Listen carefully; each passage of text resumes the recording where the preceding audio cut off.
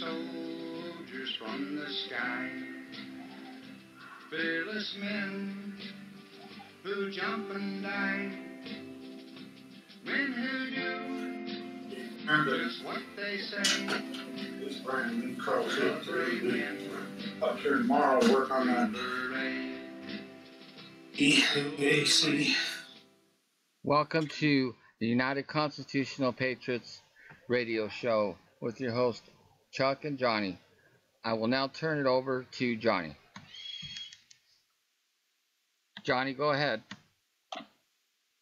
Thank you, Pete, and welcome to the United Constitutional Patriot radio show tonight, folks. We have a lot to go through. We have cues. We've got some news. We've got some breaking news.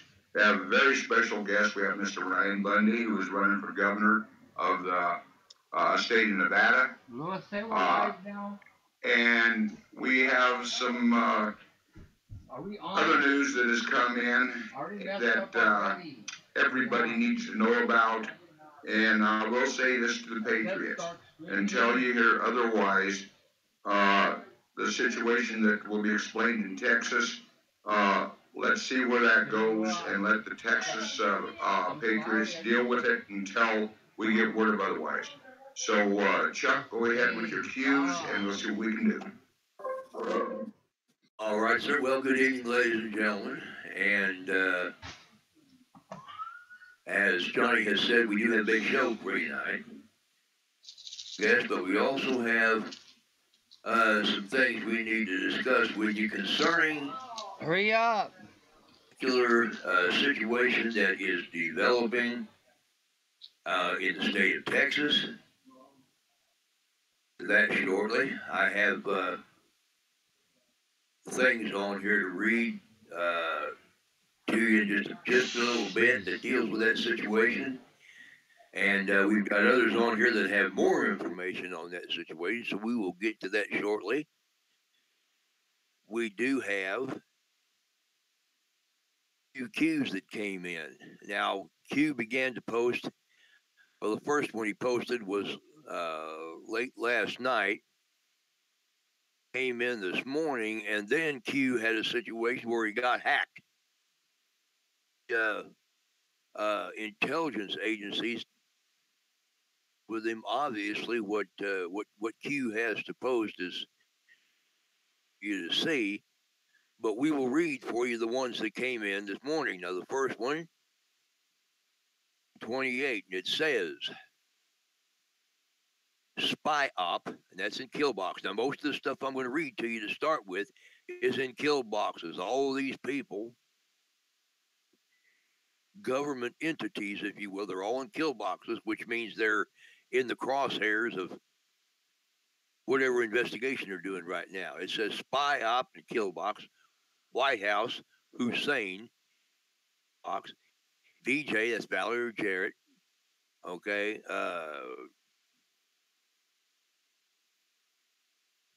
DM, I think that's probably Mueller, JB, which is John Brennan, RE, AK,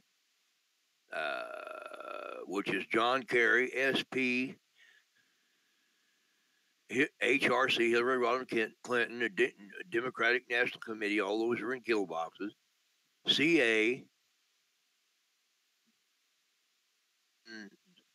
1 through 5, NSA, play, reveal, that's in brackets, okay. DNI, Director of National Intelligence, James Clapper, okay, that's in the kill box. Loretta Lynch, Sally Yates, Barack Obama, CS, UK, it's United Kingdom, DL, Strzok, DL again, James Clapper, MM, which is Media Matters,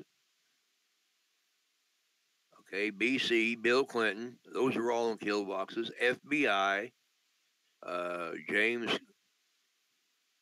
Comey, JR, Who these people are: BP, Bill Priestap, Peter Straw, John Brennan, former CIA director, MK Clapper, SME,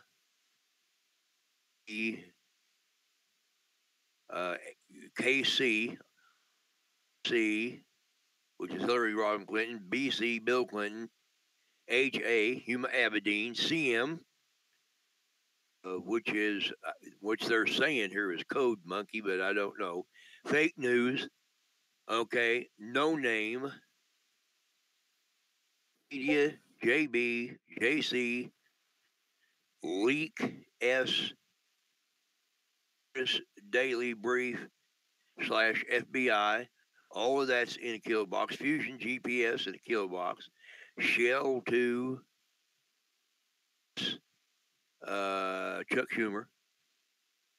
No name, that's John McCain. Coe, Shell 2. Okay, Washington, Free Beacon in a kill box. Shell 1. HRC, JP, John Podesta. Okay, RM, DNC, Debbie Wasserman Schultz, JC. Okay, that's either James Clapper or James Comey again.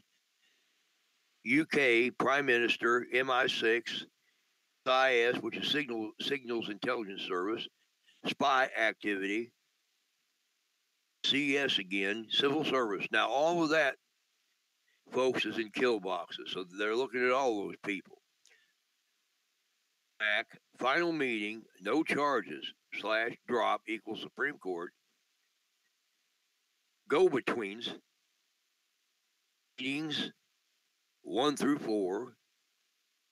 Hussein, 3, national security orders official and declassify, bottom to top, see now, FBI to expand FISA apps, false, activate domestic spy campaign, UK assist the CIA cannot operate domestically, or they're not supposed to operate domestically. John Brennan, former CIA director again. They never thought she would lose. Q. Okay. Hold on. Gotta get this to work. In the next Q, 1829, Q repeats that. He reposts what I just read. Then he adds to that, what assets, brackets, were placed in POTUS campaign? Why did News Cycle drop this investigation? What if those placed are investigated by BM, whoever that is? Need water. What if others placed connect to future in brackets? What if Nellie Orr on the farm? Now the farm is a code name for CIA headquarters. The start application to proceed clean Q. Now, interestingly enough, in the last couple of days, we've had a couple of aircraft, 757s, 2 different ones, the last couple of days. They were flown by the Department of Justice. It was a Department of Justice and FBI flight in Little Rock, Arkansas. That is right in that woods is the headquarters of the Clinton Foundation. And they filled those planes, or at least one of those planes, with files, documents, boxes, you name it. The second one, we don't know exactly what was on it, but as it down where it was coming down at, its transponder went dark, and we're not sure exactly why, other than maybe they didn't want anybody to know where they were landing. And I'm wondering, could that possibly, and this is just me wondering, could that possibly have been that second plane, been the plane that the Clintons themselves were possibly on? Were they placed under arrest? I don't know. The Q number 1830 says the Clinton Foundation phone number, I guess, to that particular foundation. Q 1831 then says make statements that are false. No, he doesn't. Oh, now. Okay, in the kill box it says start 12 o'clock. Not 100% positive what that, or start at 12 minutes, I guess. It's at 12 minutes. Got a video, link to a video, which I haven't looked at yet, a YouTube video. Then it says thank Haiti, and that's at 14 minutes and 40 seconds into the video, I guess.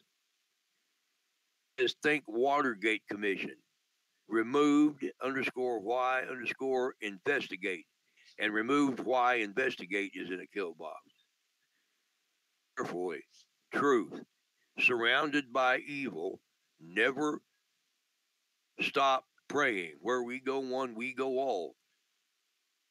Okay. All right. Let's see. Then 1832 posts and says HRC has taken the number of villages 80. Okay. Then they repost March. It was a Q from March the 8th that says, okay, it's a link to the WikiLeaks Clinton emails, and then it says so much more so much is open source, so much left to be connected. Why are the children in Haiti in high demand? How are they smuggled out? Adoption process, local ports friendly to Clinton Foundation.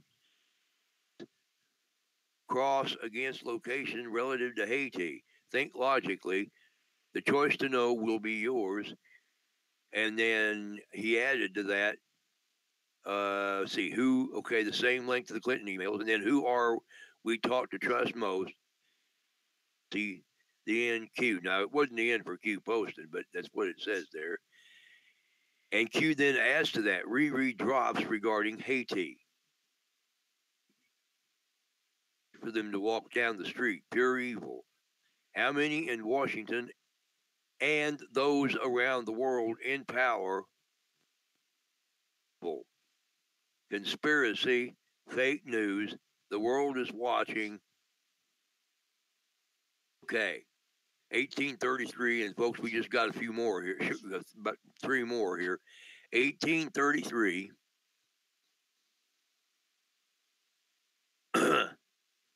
All right, starts with a. It says this is just a small list of things requiring ID, but not considered racist. To purchase alcohol, cigarettes, open a bank account, apply for food stamps, apply for welfare, apply for Medicaid, apply for Social Security, apply for a job, apply for mortgage, apply for unemployment license, apply for a fishing license, rent a house or apartment, buy a house or a condo, drive a car, rent a car, buy a car, register a car, rent a hotel or motel room, an M-rated video game, plane, get married, purchase a gun, purchase ammo for a gun, adopt a pet, prescription, donate blood, a pawn shop transactions, showing ID to vote is considered racist. How stupid is that? And then Q adds to that to a article on the Hill, Dem-Sig GOP wipeout in California. Ain't gonna happen. This all revolves around Nunez, California, New York, notorious voter fraud, controlled and coordinated by corrupt volunteers, state officials, logical thinking. Why are Dems opposed to implementing law? Well, because if you do that, they, you know, vote and illegal aliens can't vote, so they can't win elections. Okay. Q1334. All right. Never thought she would lose. Now they all lose. Okay. All right. Then starting with 1835, at that point, after Q posted, they never thought she would lose. Well, three alphabet agencies, or I think foreign and domestic, jumped up, hacked the where Q was posting. She's trip cord. Q1335 says new trip confirmed /PF/safe Q. 1836 that says Patriots, we are under extreme heavy attack by three intel agencies, foreign and domestic. We are in communications / coordination, necessary divisions. Stay strong, stay together. Q. Okay. In 1837, Q posted some code where he's obviously posting to a government agent of some kind, and he says distress code and then route T Q, and then Q 1838 was packet HDQ -730921739 to somebody. Then 1830, that was 1838. Well, then interestingly enough, in 1839, Q popped back up again after redone his trip code, and then he said,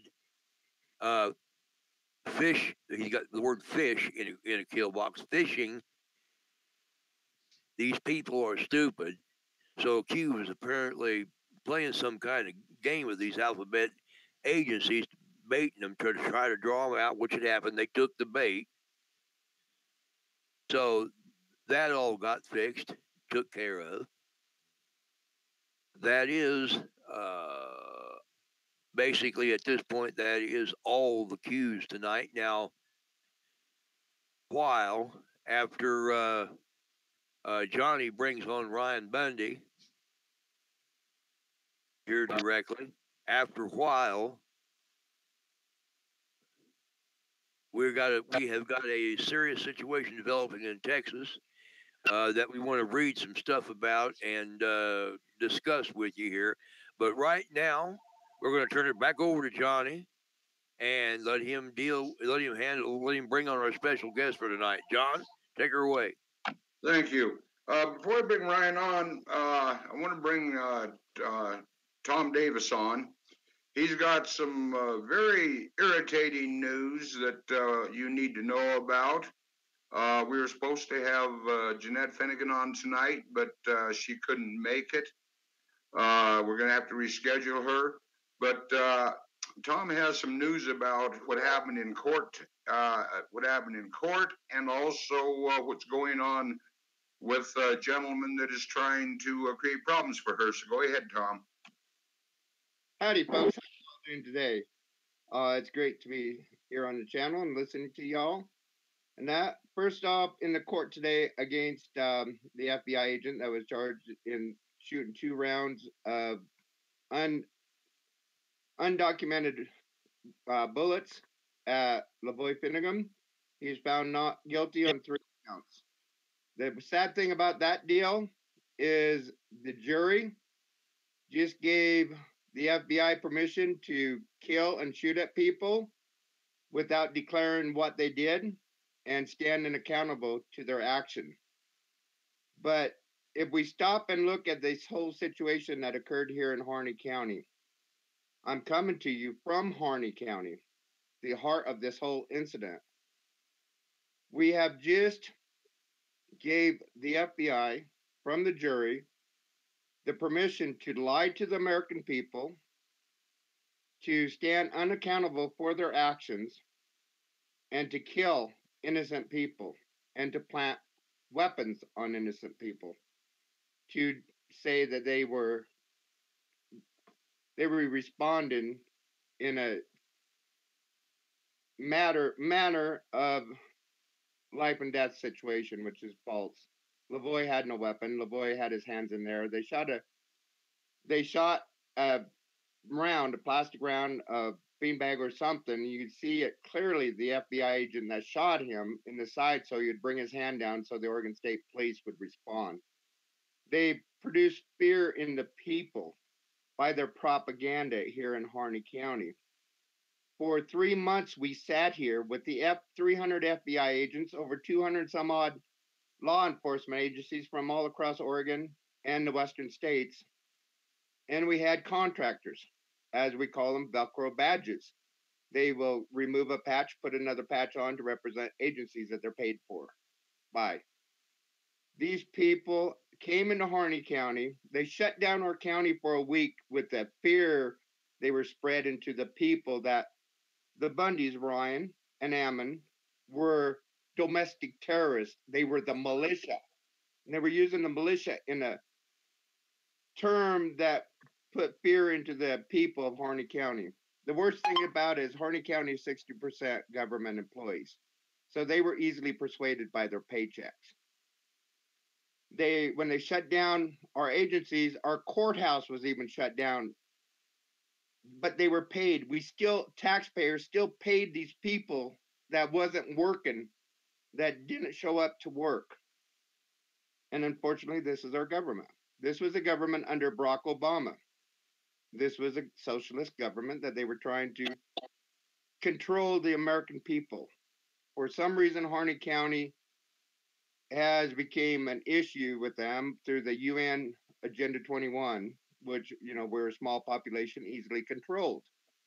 We've got 4 highways coming into the main center of the one major city in 10,000 acres, 10 million acres in this county, and that's Burns, Oregon. So it's easily shut down Burns, Oregon, and control the situation, which they did. They set up roadblocks.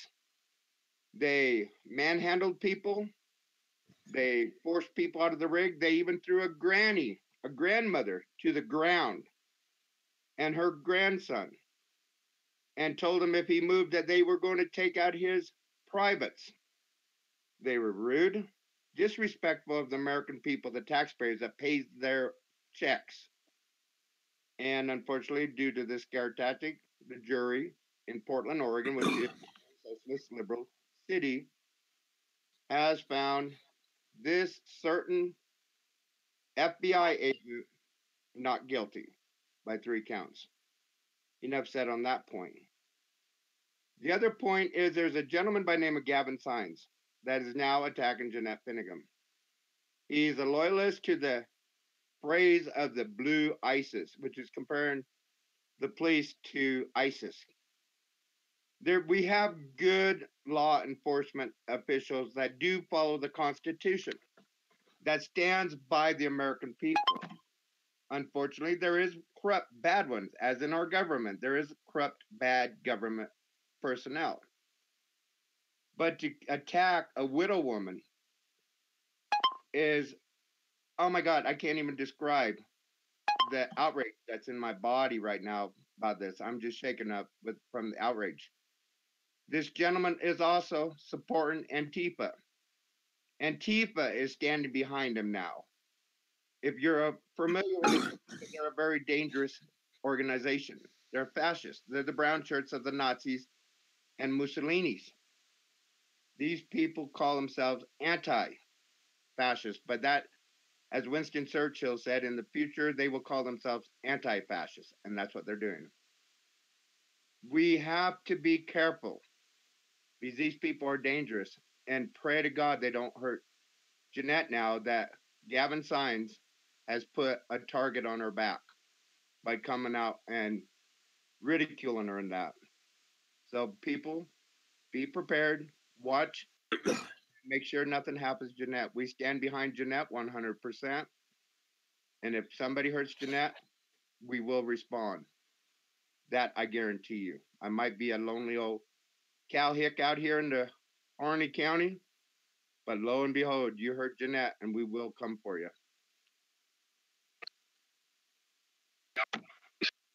Thank you very much, Tom. And yes, the United Constitution Patriot Group is 190% behind Jeanette. And actually, we're behind all of our people. Ladies and gentlemen, I want to introduce you to a very special guest that is really an honor to have coming on here. Mr. Ryan Bundy, as you know, spent time in jail, went through hell, got a presidential pardon, and now he is running for governor of the state of Nevada. And man, we are behind him 100%, and we support him 100%. So, Ryan, the floor is yours. No one's going to interrupt you in any way whatsoever while you're talking. You can get your complete message out, and if anybody wants to ask Mr. Mundy any questions when he is finished, I will go through each one of you at a time, so nobody's walking on top of each other. God bless you, Mr. Mundy, and thank you so much for being here. Thank you for having me on, and I appreciate this opportunity. I do want to make sure that people are known that they're welcome to ask questions, and I'd like to answer your questions.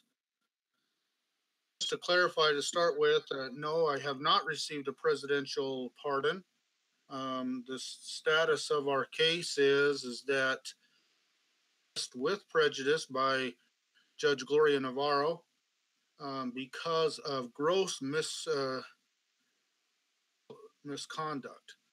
However, those same prosecutors who are supposed to be, as we were told, under investigation for their wrongdoings, pursuing an appeal to the Ninth Circuit Court to reopen our case. They're still trying to try us and place us in jail. The status of our case right now. Of course, we're going to fight that appeal. Anticipate we will prevail. We're still at risk.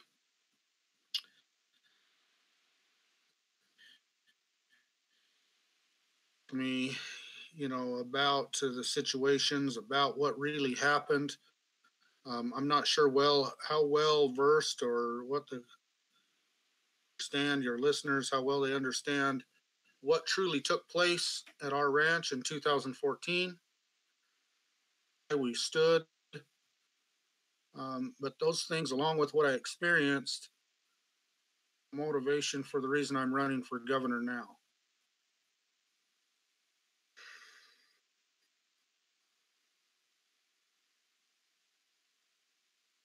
I want to accomplish as governor is, one, to ensure that Nevada is recognized as a sovereign state. It is not just a subdivision District of Columbia. Most people in America have forgotten what a state is. I think that most people in America have forgotten what freedom is. I applaud those who do truly understand those two things. We often say the Pledge of Allegiance and say that it is one nation under God. Well, that is a falsehood. One nation. This is 50 nations, and we are united for common causes and purposes under the Constitution of the United States.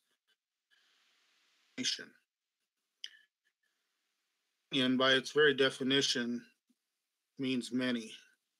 One that have joined together for specific purposes. Others recognized and established at that time. At the Declaration of Independence, sovereign, independent countries had intentions to unite, first of all, underneath the Articles of Confederation. They changed the charter, so to speak, perfected the Union, under the Constitution for the United States. Let me be clear that it is a union of several.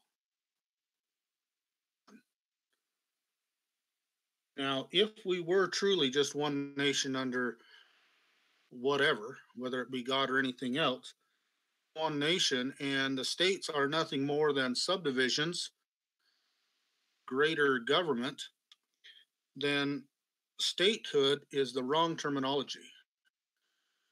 Nation is an entity unto itself, a government unto itself. It has authority to, to do all things that any other state has. Now, and when I mean state, I don't mean just states of the Union, states recognized in the world. In fact, every country is technically a state. Britain, the state of Israel, or any other country in the world is referred to as a state. Now, again, if we were just one country and the states were just subdivisions, then the state is the wrong term. Just a province or a district or a colony, so to speak. A union would be the wrong term also, because again, to be a union, it must be several entities joined together. And if that's not what we are, several entities joined together, then the name of our country needs to change as the Imperial Provinces of America. Because we're certainly wouldn't be states, and we certainly wouldn't be a union. We'd be an empire. That's not what our founding fathers created. Our founding fathers set up a of government that referred to as a federal government. Now, oftentimes when we hear the word federal, we think of the large government, Washington, D.C. The term federal is an up type system. I like to think of a file cabinet, different files of different categories and different subjects, and so to speak. And so this is what federal means, is layers, and it's not a monarchy. It's not an empire. The federal system is supposed to have layers, and our founding fathers went into three branches, and not only just three branches in the main government, the central government, various levels. Again, this is where the states come in. For the state is one level, where the central government is another level. On the state level, is also broken up into three branches of government. Now, the purpose of these various levels, branches of government, is so that each and every single one is supposed to be a check and a balance to the others. The only legitimate purpose for government is to aid the individual in claiming, using, and defending their rights and their liberty. Every government, that is their main purpose. A government or any branch of the government begins to encroach upon that purpose, responsibility and duty of the other branches and the other levels of government to check is stepping out of line and causing harm to the people. Now, what does it mean to check? Watch the game of hockey. One player check another. That player doesn't go up and tap the guy on the shoulder and say, hey, I don't like what you're doing. I'm going to take the puck away from you, and gently does that. No. A hockey player going to check the other one with force as much as he can, hits him with his shoulder, the plexiglass, and lays him out on the ice. Check. And then he takes his puck. one branch of government is supposed to do to another branch of government, or one level of government is supposed to do to another level of government, encroaching upon the rights of the people. Branch in each level of government is supposed to be protecting the people and aiding them in claiming, using, and defending their rights. Has arisen in America that we have forgotten who we are, what our founding fathers set up. And instead of the three branches of government being at enmity with one another and checking each other at the appropriate times with one another, and submitted, the state governments have, to the most part, submitted their power and authority to the central government, is watching out for the rights of the people. And balances that are needed are not taking place, and all have together to wrest from the people their rights and their liberties. That's why we're in such a mess. That's why we're in such a mess. Yes, I experienced it on several levels. No longer stand idly by and allow it to happen. I feel obligated to governor of Nevada, so that as governor and in the position of ability, taking an oath to uphold the Constitution and for the state of Nevada, having the obligation and responsibility to protect the people, aid them in claiming, using, and defending their rights, I will do as I'm supposed to do. The federal government from the encroachments that they are having upon the people. Nevada's statehood as a sovereign state once again.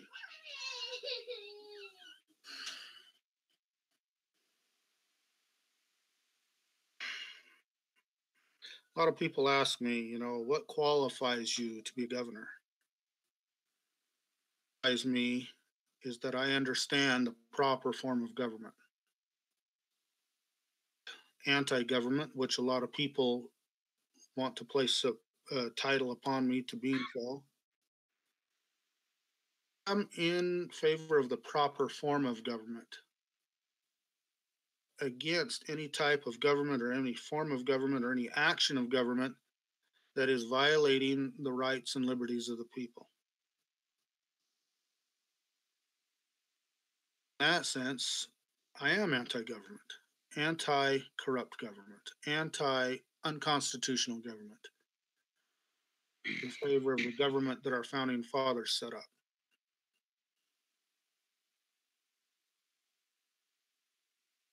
Have any questions for me, or is there anybody with a question now who want to bring forward?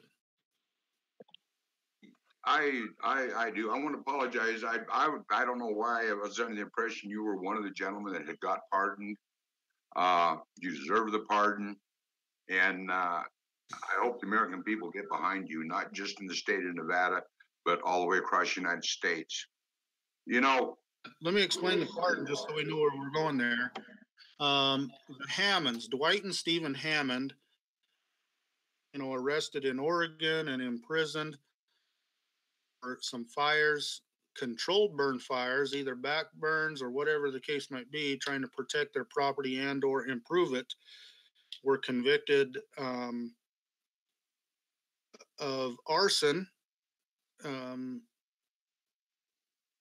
using the Anti-Terrorist and Effective Death Penalty Act, which was originally put in place to prevent bombings such as the Oklahoma City bombing. Had nothing to do with ranching and ranchers and controlled burns, and yet they used that statute to convict the Hammonds. And the Hammonds spent time in prison for that, were out, and then they decided to re-sentence them and make them spend more time in prison. The reason that my brother and I and others went to Oregon to protest that, Hammonds were thrown in prison, even the second time. Now, those two are the only two who were pardoned. The rest of us who were went there in support of them were arrested in Oregon. We or a part of us went through trial and were acquitted. The other part went through a second trial and were convicted. And so there's some problems there, because same instance, same set of facts. Those who were considered the leaders, which we would, anyway, whatever, we might deny that we were leaders, but either way, those who were considered leaders by the court and others who just came in support were convicted. And so obviously justice is not taking place. Both the outcome of both trials cannot be just. Either one is and the other one isn't, or vice versa. Those of us who were involved in that case by the president. And then second of all, after us in 2014, and we ourselves in Bunkerville, Nevada in 2014, there were about 20 that were indicted there. And several of them went through a trial, convicted, others were not. And my brothers and I, the case was dropped against us because of prosecutorial misconduct. And there's problems because are being convicted based upon what they said, not upon what they did. So there's some injustice going on there. But not pardoned. Only the Hammonds were.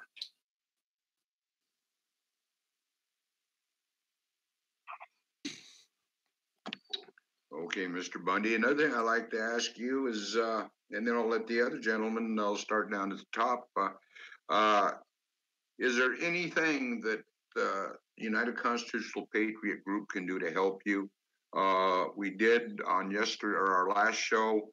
We sent out. We are trying to help you raise the funds. We put your address out. You gave me and everything, and we'd like for the people to have that because we've got several thousand listeners, and it's not a small group. But if just each person would send you $50, you would come close to reaching your goal that you need to make sure that you are able to represent the state of Nevada at the debates. Yes, and I do appreciate that. For those listeners who are willing to donate funds, that is a very great help. Just to let you know that I have been invited to participate in KDXU Channel 8's televised gubernatorial debate. However, to qualify to be in the debate, requirements. One is that I have had to at least brought in $50,000 in donations. And I have not yet done that. And so I do need to bring in at least that much money. Look at it as if I'm receiving donations, then I must have support. And if I'm not receiving donations, then I don't have enough support to even consider to be in the debate. I need to bring in some donations so that I can qualify for that debate, if nothing else. And of course, that money will also be wisely used, for advertising and campaign purposes in the way as well. But if your listeners will be willing to donate, I believe the maximum amount any one is $5,000. And certainly it would be nice to receive a few $5,000 checks. Donation lower than that would be also appreciated. Now, the best way for me to receive that money at this time is to just simply mail it to me, 361 Riverside Road, Nevada, code of 89027. Could you please repeat that? It broke up as you were giving it. Or that is 361 Riverside Road, Nevada, 89027.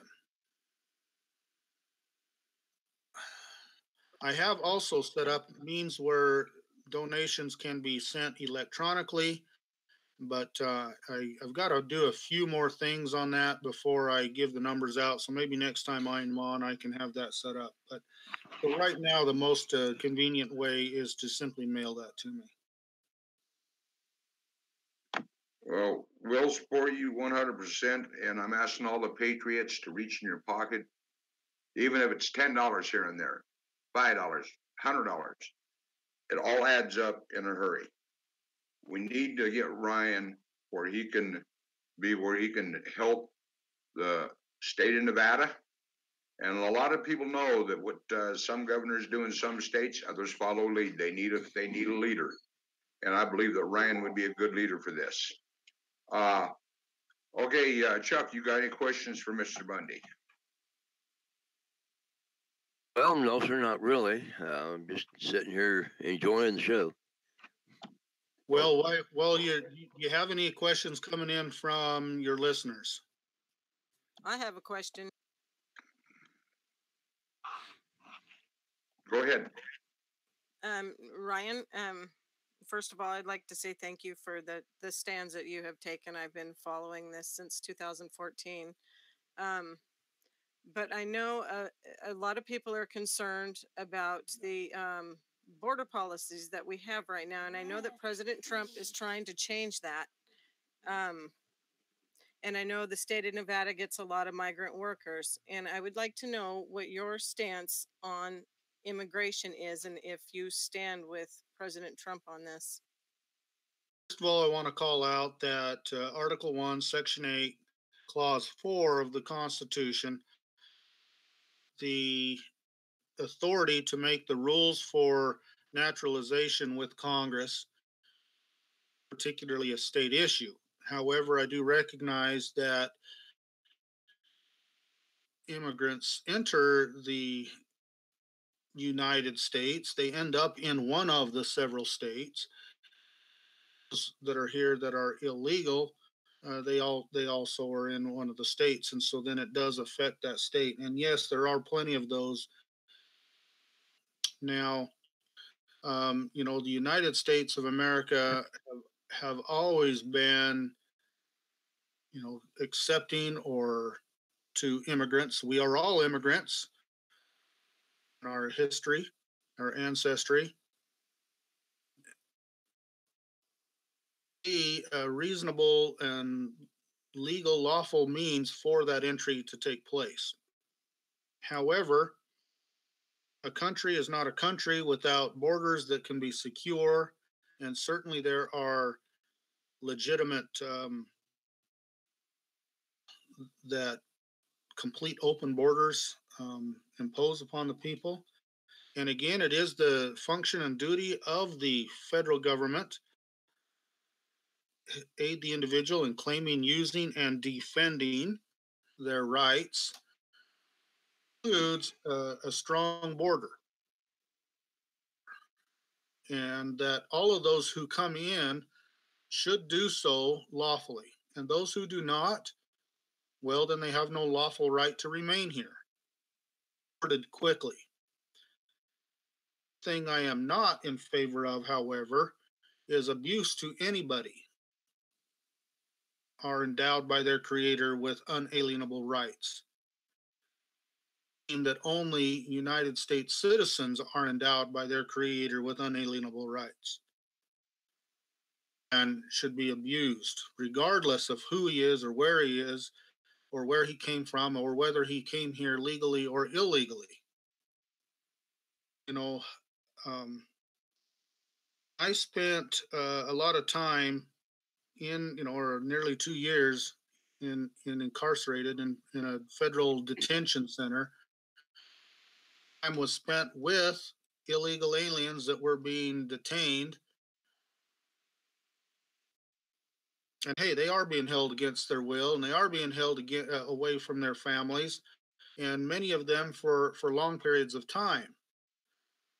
Our rights that we claim that is an inalienable right is the right to a speedy trial, right to due process.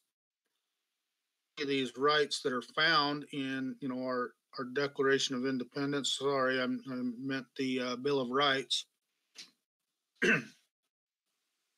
To anybody that run through the federal system. The right to a speedy trial is the right to be innocent until proven guilty is a fallacy. Our founding fathers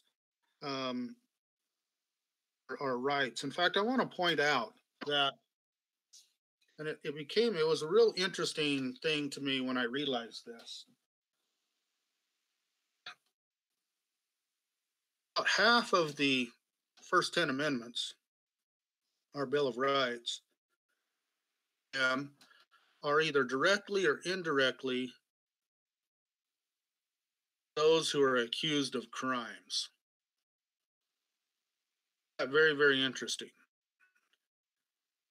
Our founding fathers were in establishing a new government, yet they spent that much effort on those who were accused of crimes. Why would they be so those who were accused of crimes? I come to realize that they either personally experienced, close friends and family who had been accused of crimes by, the British Crown,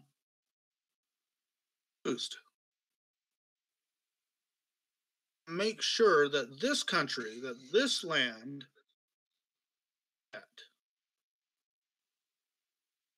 this Bill of Rights was written, and half of those have to do with the protection of how a man who is accused of a crime is treated. The long-standing standard is that a man is innocent until he is proven beyond a reasonable doubt, that he is in fact guilty of an actual crime taking place. It's not taking place, it didn't take place for us, and it's not taking place for those who cross the border legally or illegally. The government is simply gobbling people up, throwing them in prisons, which they call detention, not prison, putting them there for months and or years, gobbling them up, throwing them on the shelf, and when they get to them, they get to them. There's no rights while he's in there. And when you go before the judge, and I find it absurd that they're finally taken to trial. Use a man I met and know in there. His name is Omar Kazi. And Omar Kazi was accused of a felon. He spent 3.5 years, a little bit more than that actually. It was like 46 months incarceration. No determination of guilt, and yet he sat there. Plea, and because he wouldn't plea, they're not going to let him go. Finally, he goes to trial, and then they put him in a nice suit, and the judge explains to the jury that he's innocent, and that they make great efforts to make sure that the jury cannot see the chains on his legs. They actually put duct tape on the chains so that they won't rattle, because they have to put on this perception. And certainly an innocent man doesn't wear chains. And yet they have him here in chains. Talks about how innocent he is. And they hide the fact from the jury that he's been incarcerated for 46 months. That, they denied him bail, which is a protection of the Eighth Amendment. That he hasn't been given a speedy trial, which is protection under the Sixth Amendment. They hide the fact that his due process has been violated numerous times. That uh, they restrict him from speaking about the charges that are against him. The prosecution goes through motions of limine to limit evidence and or testimony that can be given to the jury. And the judge, of course, awards those things to the prosecution. Sets up a situation where it's going to be guaranteed that the man accused will be found guilty. And then, of course, they also hide what any sentence might be given from the jury, and the court instructs the jury that law only the facts of the case, which is not true because they're trying to eliminate jury nullification. That this man's rights have been violated through the whole time of his trial. Those who are arrested and gobbled up for illegal boarding crossing, the same thing is taking place. Violation of the principles upon which America was built upon. And so, cross illegal need to be dealt with, yes, but I do not believe that incarceration, long-term incarceration, is proper. I think that's a violation of. I do agree with the strong border.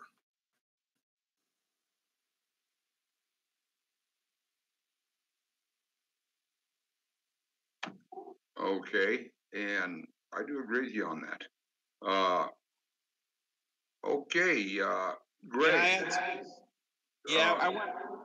Go ahead, Greg. Well, he's tapped onto something that's very, very interesting here, in that President Trump's been looking at penal reform and what is cruel and unusual punishment, and is it proper to take 75% of the population that's nonviolent?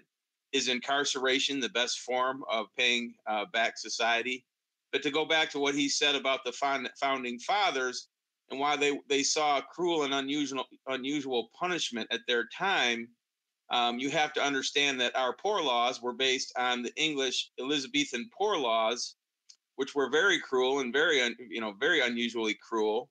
And this is what the forefathers were trying to protect people against, especially the poorest people and the mentally ill people. This is exactly why the Bill of Rights was written, to protect the mentally ill, to protect the poor from prosecutions they couldn't defend themselves against. There's always the plea bargain, because they threaten you with so many years that you just wind up pleading guilty to something that maybe you didn't even do.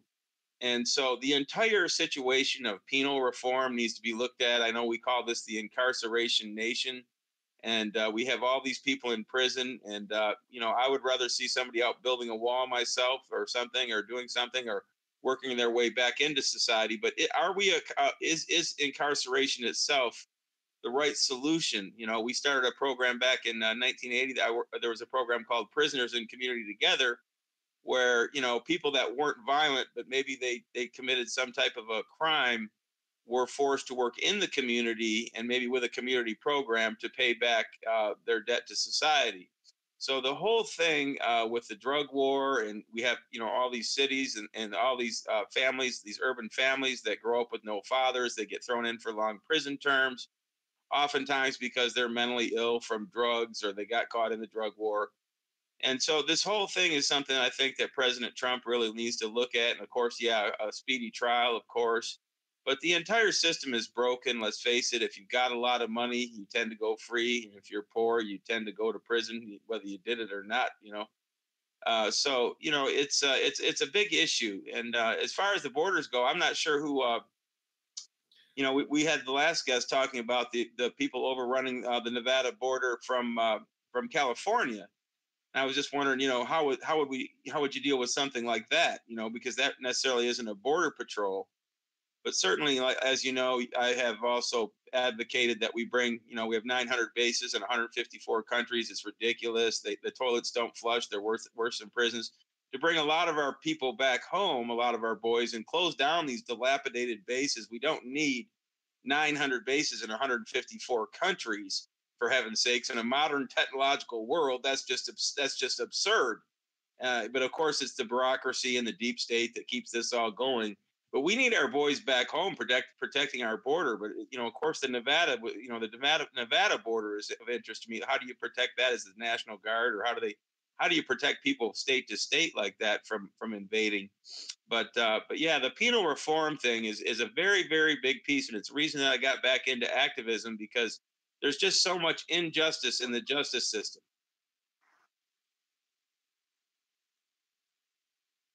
Sounds like we lost him. No, I just gave up my rant, but I think that everybody knows that there's a lot of injustice in the justice system. We see guilty go free, and the people get long prison terms that really, aren't a threat to society. They're not a threat. They're not violent to other people. But we take nonviolent people, we put them into a violent place, and we change their whole psychology of people that just maybe got caught. Here in Collier County, for example, Florida, thousands and thousands of people have been sent to 1.5 to 5 years prison for possession of 20 grams of marijuana. And, and they come out much worse than when they went in. And it's just a simple possession charge. But because our Judge Fred Hart, his son died of a heroin overdose, so he said he's going to give everyone the maximum until he gives 1 million years of sentencing away. That's his goal. And this is the kind of thing that we face. And there's no, as you said, there's no check and balance for this. There's no check and balance. He says he's following the law. And then when we pass medical marijuana, that they still don't, they still want to put people in jail for 5 years for it because you didn't have a card and you were smoking a vape. You were smoking a flower instead of a vape, this kind of thing. So there's just a whole mess that we really need to get our arms around penal reform on many different levels and decide, are we a Christian nation or we're not a Christian nation? Is it right to send people to 5 years of prison for possessing 20 grams of marijuana? Is that who we are? I mean, I think we need to do some soul searching. Are we a Christian nation or not? And how do Christians behave? And what type of systems do they put in place? And I just think that's what. I'd like to speak to all that. You brought up a lot of good points. Look at the judicial process. What we're doing is looking at and asking ourselves the question, respect of us in dealing with those who commit crime. The answers of that can be found actually in the scriptures when we look at the Mosaic law. But the system that is proper is not a penal system, but a system of reparation. Now, we have a penal system in America where we say, we're going to punish you, punish. And then we say, there's a debt to society, and that, you can work this debt off with your time, and we're going to give you 10 years, and we're going to give this guy 20 years. And at the end of that 20 years, then your debt is worked off. Well, you know what? That's just wrong. Not proper. First of all, I want to make certain and understood that there is no such thing as a debt to society. It's not done against society. The only true definition of a crime, and the only one that I will accept, is when one man or woman, but when a man intentionally, knowingly does damage, does actual harm to another man's liberty or property. Where there is no harm, where there is no victim, that's the other thing. There has to be a victim. You can't, again, society is not the victim. Living soul who has been damaged. No victim, there is no crime. There is no such thing in my mind as a debt to society. Yet, of course, that's how our system is set up now. And so, let's take the marijuana, for example. Okay, again, going back to the scriptures, we understand that God created this earth, gave this earth to man, particularly Adam and Eve at the time. They should multiply and replenish upon it. And he also gave them every herb of the field. the trees and the plants and the animals. He gave them dominion over this earth to utilize these things. And they can say it's legal or illegal for a man to use that plant. The government has no place, no right to tell a man that he can or cannot use any particular or any substance that they derive from the plants. Now, place again, the only legitimate purpose of government is to aid the individual in protecting his life or his rights, to aid in claiming, using, and defending his rights. A true crime, let me back up again. In other words, men are supposed to be free to do whatever they want. Freedom is. I think we've forgotten about that in America. I mentioned that earlier in the program, but that we have really forgotten what freedom is. We say we're a free country. We say we go across seas fighting for freedom or whatever the case might be.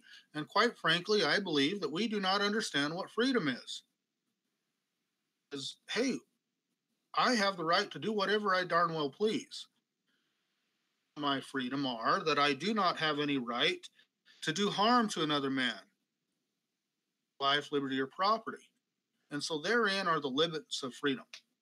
Now, we establish government to help protect against those who will not honor that, who will not honor the commandment to, as you would have others do unto you, to love your neighbor, to live and let live. Be that simple if everybody would honor those things. But because there are so many who will not, then we create government and therefore laws to help protect will violate the rights of others. And therein lies the very definition, the true definition of a crime, that when a man willfully, intentionally does damage to another man's life, liberty, or property, is a crime, a true crime. And again, back to our subject, how are we supposed to deal with those who violate and commit crime?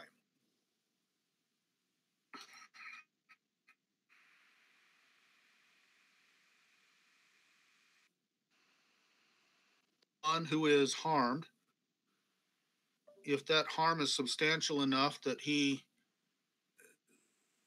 helped to correct, then that one needs to bring forth charges, so to speak, and then government can aid that individual protecting and defending and restoring to him. Now, obviously, in the case of a murder, harmed is now dead, and someone needs to kind of step in his place there. But in most other instances, the one who has been harmed to push forth the prosecution.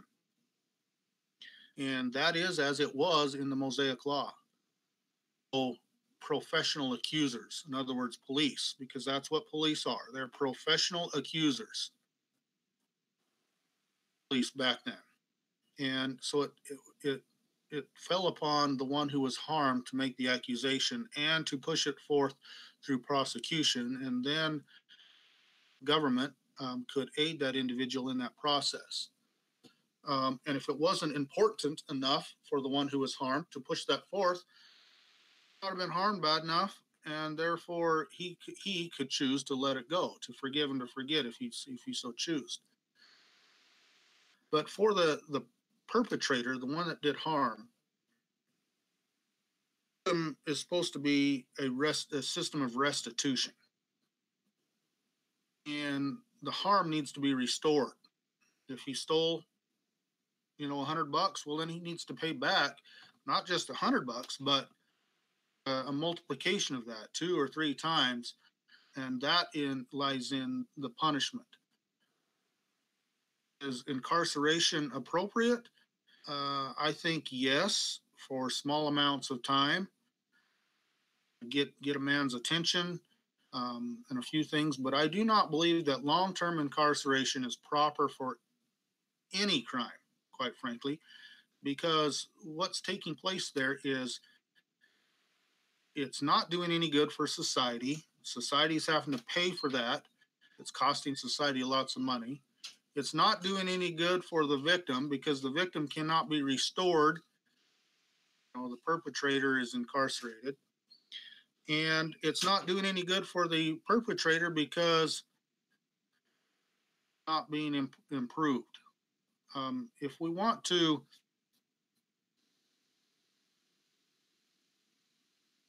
perpetrator's life needs to be improved also. His mind, his understanding, his thinking, so that his criminal behavior, his intentions to do harm, principles, and so that he will not do that again.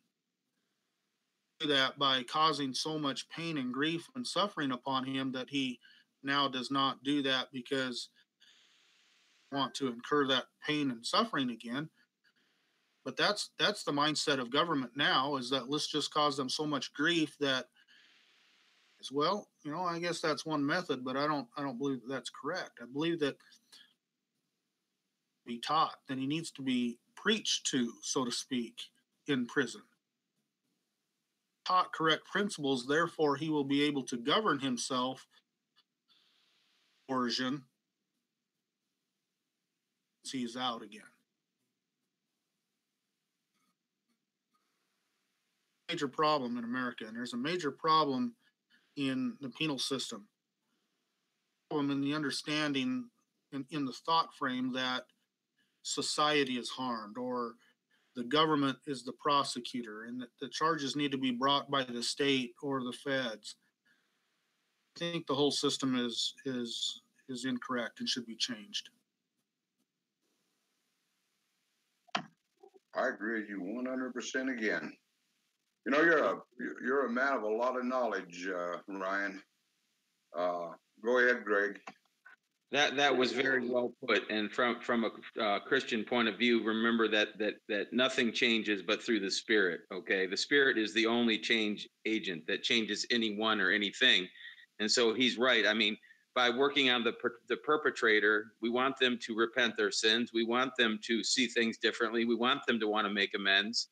And so I'm just think everything that he said was just right on. And I hope everybody listens to this broadcast just to hear that part right there, because I think he really nailed it. And I think we have to look at ourselves as Christians and remember that Paul said that there is no righteousness through the law.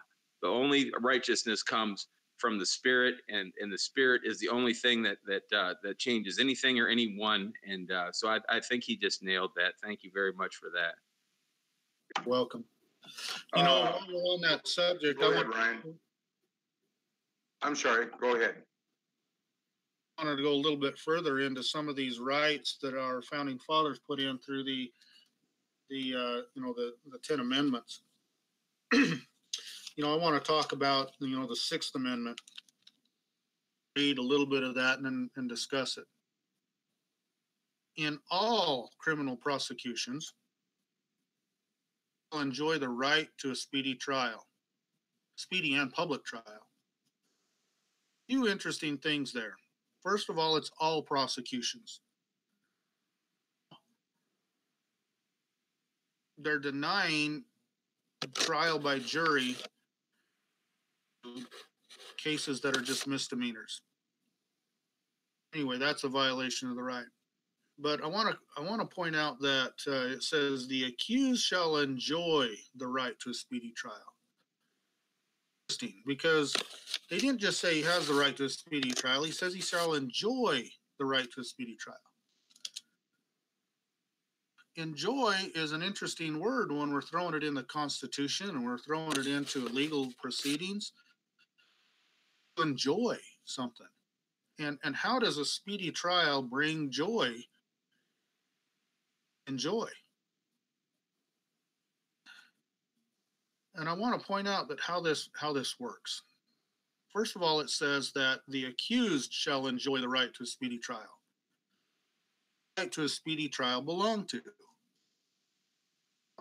the general public. It does not belong to the prosecution or the one who is making the accusation. to Congress. Okay, it says that the right to a speedy trial belongs to the accused. And why would that be? That's because that recognize that if you're going to accuse a man, well, that's a pretty big thing on a man, and he has the right to process as fast as possible. And that right belongs to him and no other. And it's also not defined. And so, in other words, if I were accused and the right to a speedy trial belongs to me, right to decide what is speedy. In other words, if you're going to accuse me and I say, all right stinking now, then we better get on it right now. Weeks from now, not 3.5 years from now, but right now, because I got a life to live. I got a family to feed. I've got things to do. And I don't want this encumbering my life for the next 10 or however long it's going to take, or even the next 6 weeks. There are things to do. So if you're going to accuse me, and I say I want to enjoy the right to a speedy trial, then let's get on with it. So have the right to, say no, I don't want to go that fast. Maybe I'll define speedy trial as 2 months from now. Well, that's up to me. Else. But what's happening is that hijacked this right. They've made the Speedy Trial Act define speedy trial to be within 70 days of the indictment or the time of arrest. More exceptions to the rule than they do abiding by the rule, to the point where speedy trial has completely disappeared. Just in the case, like I said, Omar Kazi was kept in jail for 3.5 years prior to going to trial. Well, was he able to enjoy the right to a speedy trial? And I know other men too. I know of a man who spent 10 years incarcerated, finally, and was acquitted, not guilty. 10 years of his life back? No, they're gone. I know another man who was imprisoned and spent years in prison. No conviction, no determination of guilt. And he deteriorated in health until he died. He spent a life sentence with no determination of guilt. In the jail that I was in, I bunked right next to him. Right.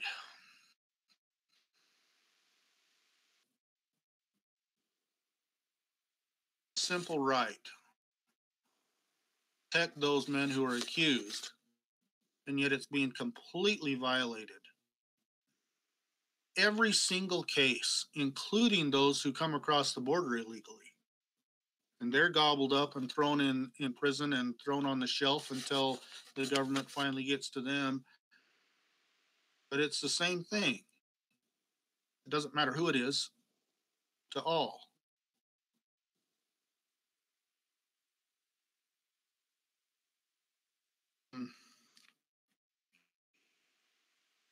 Stock in the federal code.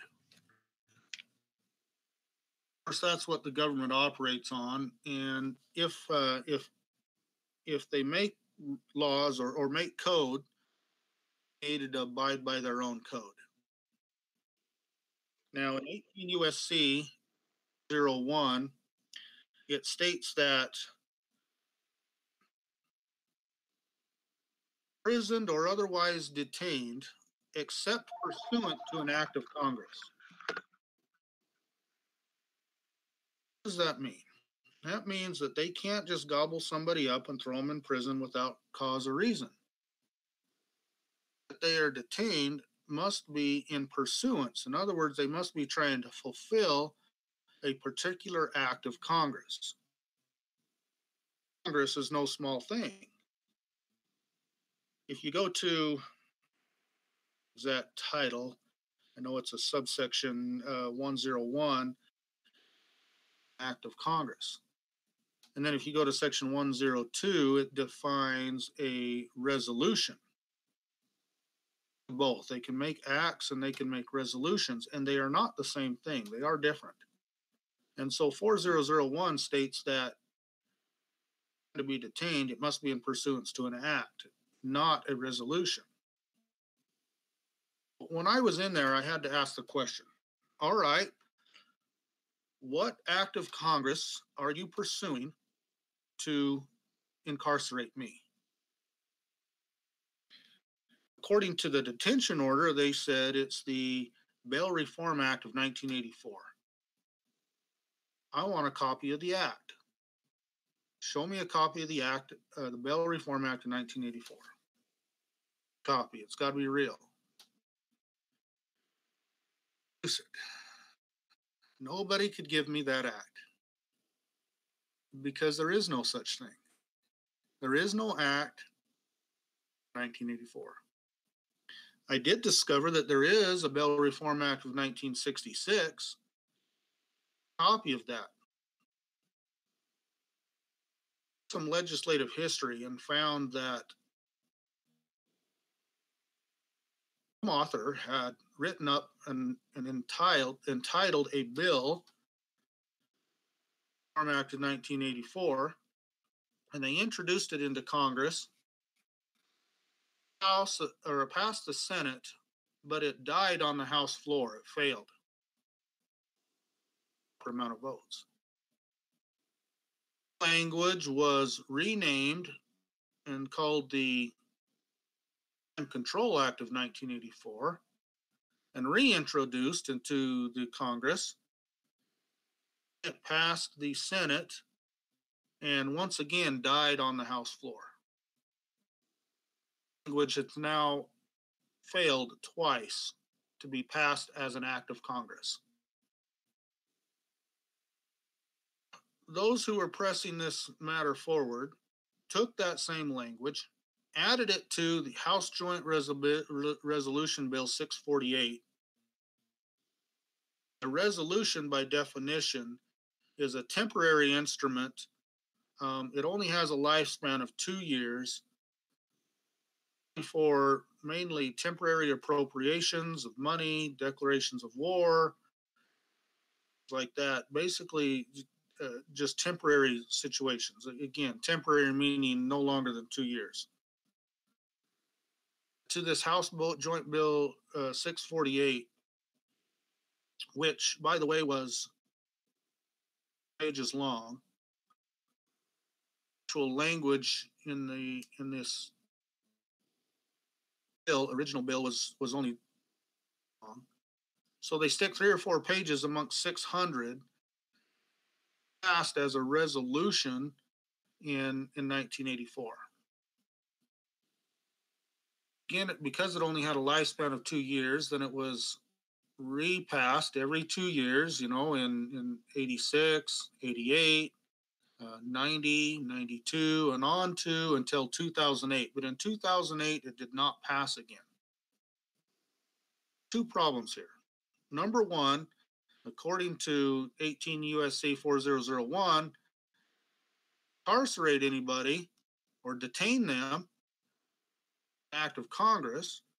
Now there's no act of Congress in place by which they're detaining anybody, because it's now they're trying to do it according to a resolution, which is not an act of Congress, the same weight as an act of Congress. And so since 1984, all the detentions absolutely unlawful, not pursuing an act of Congress. And even if they said, okay, they are pursuing a resolution, the resolution was not renewed after 2008. If you look at it that way, since 2008, full means by which to detain anybody. It doesn't, regardless whether they're guilty, not guilty, whatever the case. They by law, government by law, does not have the right to detain a man, a citizen of the United States.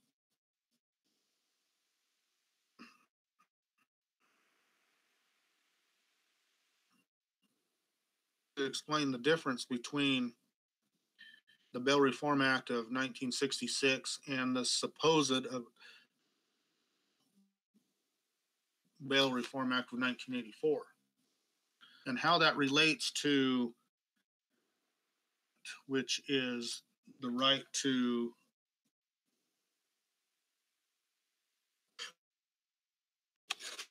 I'm trying to set my.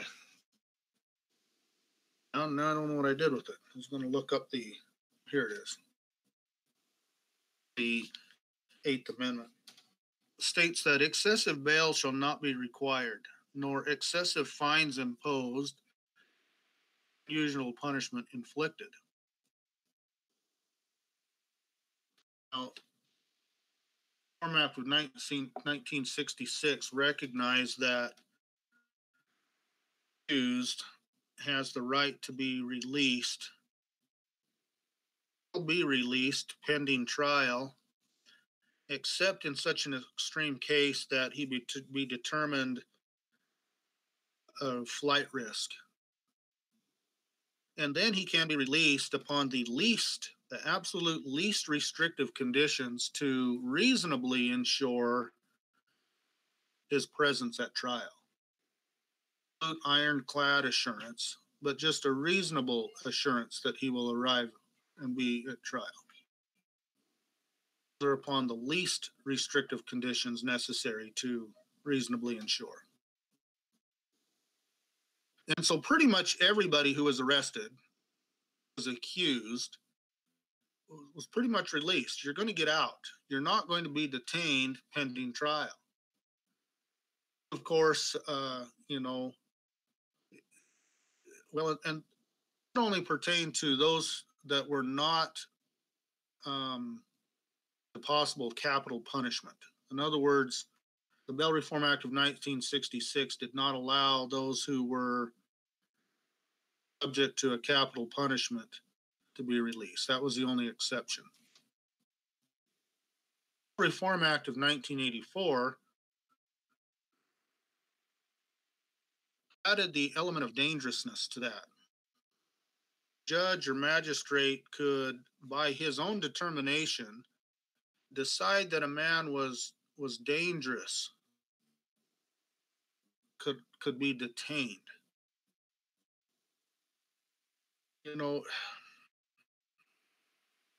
That whole concept of able to receive bail is the determination or the age-old principle that we're innocent until proven guilty. Reform Act of 1984, which is not a proper act of Congress, as I destroys the idea that you're innocent until proven guilty. On the mere determination of a judge, and he can use whatever evidence, just a preponderance of the evidence standard as any type of proof beyond reasonable doubt, the judge can determine that you're dangerous. You must be detained. And so under that provision, they're detaining hundreds of thousands of men. Is, I strongly believe, in violation of the ideal that we're innocent until proven guilty. In favor of the government to the point that because they're detaining men or pressure them or offer to the point that they are willing to take plea agreements. Agreement, of course, then causes the government to win the case on the record that the individual own determination says that he is guilty, and therefore then they can impose a sentence. Not plea, they continue to hold and detain and to, while they have to go through and oftentimes a man who process spends more time in jail than what he would have sentenced to. In fact, that is the case in Omar Qazi's case, that pled guilty would have only received, 18 to 24 months for the supposed crime which they had said that he had committed. The plea, and he stood on the ground that he was not guilty of the crime, and so therefore he spent waiting for trial. So where's the justice in all of that? Where are the rights that we're supposed to have that protect us from? They're completely being subverted by the government. Congress is the culprit in this. Congress has violated the rights of man, subverted the rights that are guaranteed to us by our Constitution and the Bill of Rights, to the point that we cannot abide this any longer. I grew up with the understanding that to let 100 guilty men go free, wrongfully incarcerate man. In other words, there shall be no mistake that a man is guilty before he is punished and incarcerated.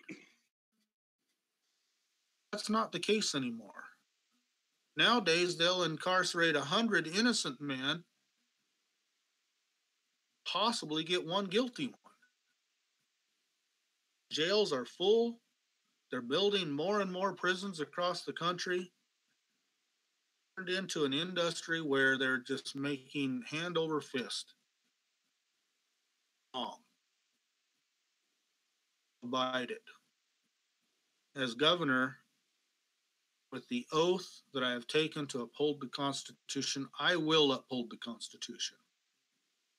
Allow incarcerations to take place for anybody and that they are guilty. Anyway, do this. It's the only right thing to do.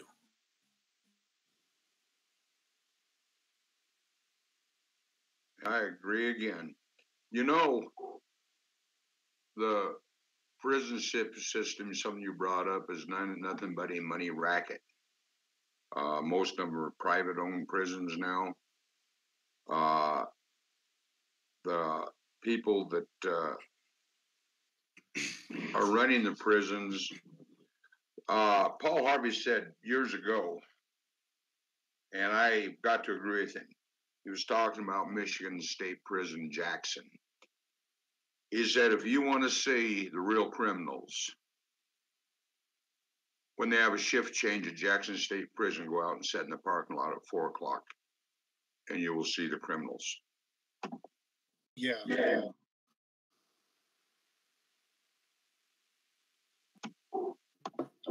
Again, by definition, those who rights of another man,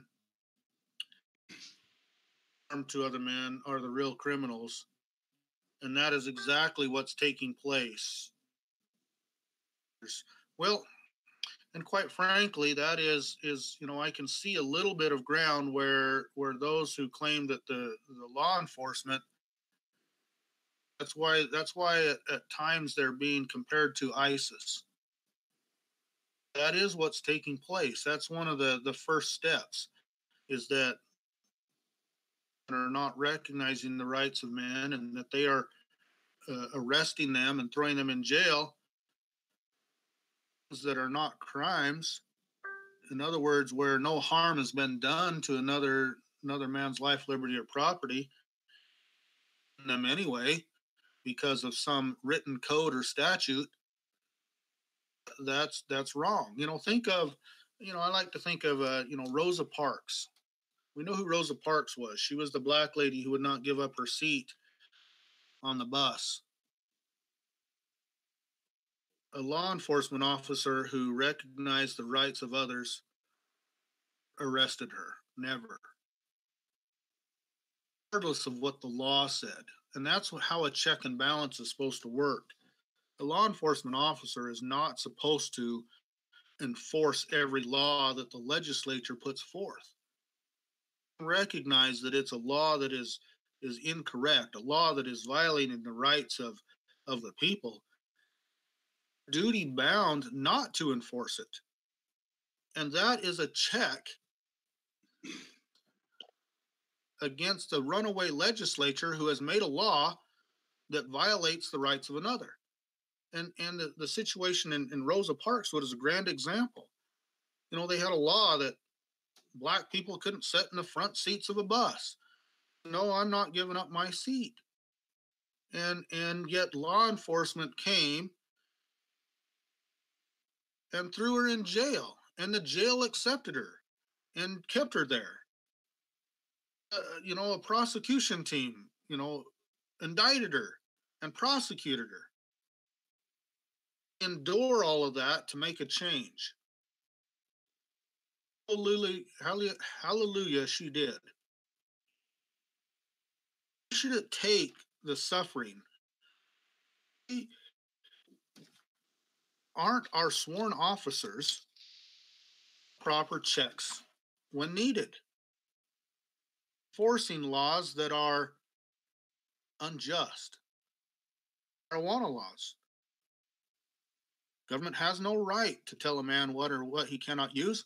And so no one law enforcement officer should ever arrest anyone that God put on this earth. It's just insane. And no prosecutor should be prosecuting it. And no jailer should be, you know, keeping a man in jail for that. I heard over and over again, you know, we would ask him, you know, why are you doing this? We'd ask the jailers, I'm just doing my job. You know, why are you doing this? I'm just doing my job. You know, the police officers, you ask them, why are you doing this? I'm just doing my job. America, that we stop doing our job and start standing up for liberty based upon our principles, the principles of right and wrong, the principles of freedom. Why those who have sworn an oath to protect our life, liberty, and property will not do so because they're afraid of losing their job. They're afraid of missing a paycheck. Interesting that while incarcerated, you know, the jailers would say, well, I don't want to be fired. You know, I have a family to feed. You're willing to feed your family while you keep me incarcerated so that I cannot feed my own. To enslave me, my suffering and the suffering of my wife and children, put food in your family's mouth. What is that? You know, when you stop and think of it, that goes on so much, and you were right. But on the other side too, like here where I live, we have a constitutional sheriff. He is openly defied. Oh, I was talking about the other day when UN was trying to move into our county. The law enforcement turned it over to the people of the county, and the United Nations didn't stay here. This is all during the period of time when you were going through everything up there in Nevada. There's good and bad in all of them, but I hate to say it, but in most places, there's more bad than good in law enforcement because it's good old boys. For when they arrest you, they have a quota they want to make, and sure, it's against the Constitution, but the only way that anybody can change that is people like you, people like the Patriots, people that stand up for their rights and don't won't put up with it.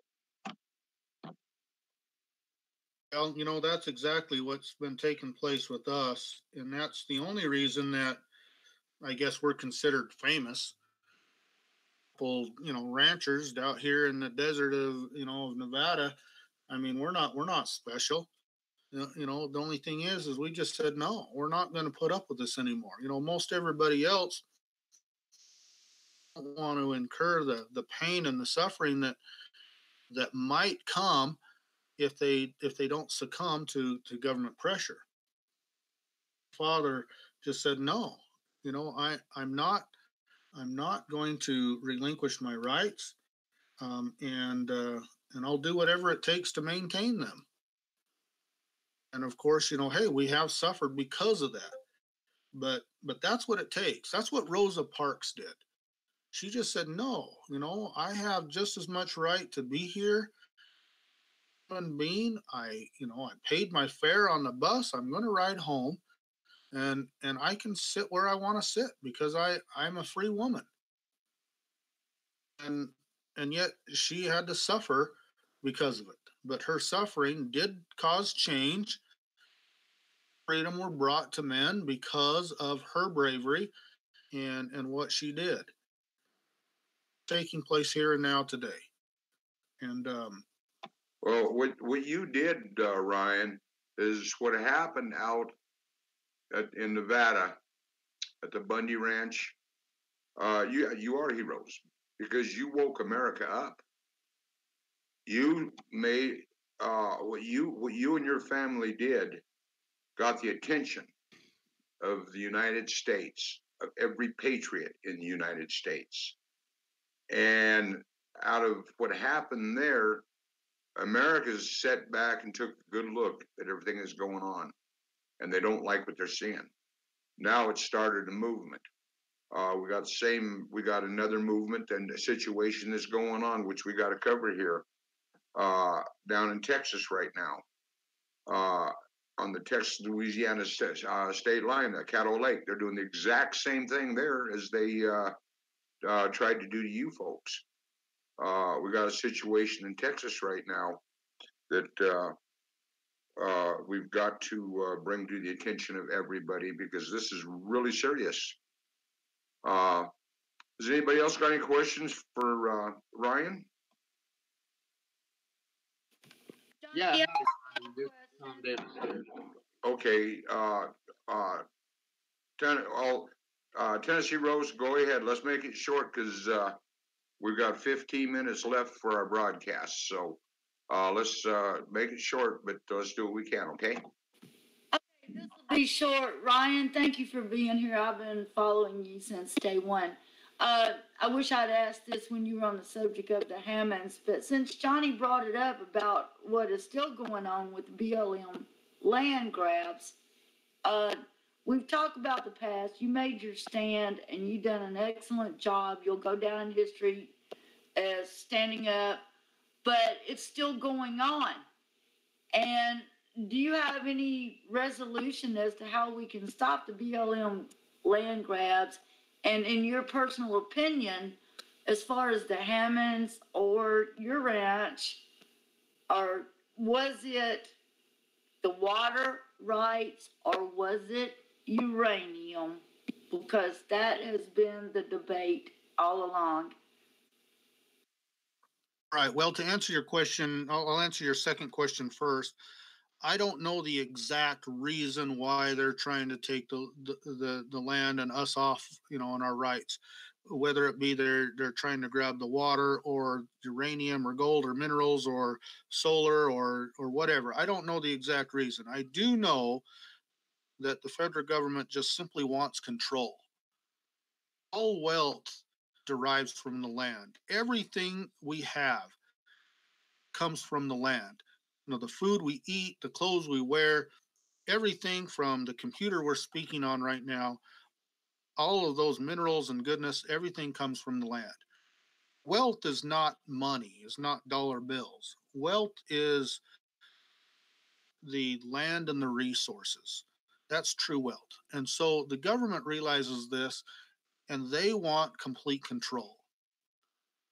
They believe that they have all power and authority and unlimited power. They do not believe that God exists, that they are God, and that they are all powerful, and they want it all. So I believe that that's truly what's going on. The exact reason, whether it's mineral or solar or whatever, I'm not certain on that. Now, as far as a resolution goes, is primarily found in our state sovereignty, which is where I started with from the beginning. And the resources belong to individuals, to people. Sovereignty is established in our country in the preamble of the Constitution. People do ordain and establish this government, and that it's a government for the people and by the people. Right there, it establishes who is the sovereign. The sovereigns are the individuals. Sovereignty is exercised through the state, and the state is the representative of the people in that particular area. Must exercise that sovereignty and protect the people's rights to the land and the resources. And that's the problem, is the states are not standing up, doing their job. And until a state government does, this problem is going to persist. I've heard it said, and I believe it completely, that peaceful revolution is restricted.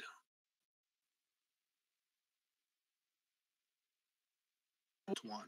Okay, that's a good example of what took place with our founding fathers. They tried and they tried and they tried and they tried and they tried every peaceful reason or to have their liberty.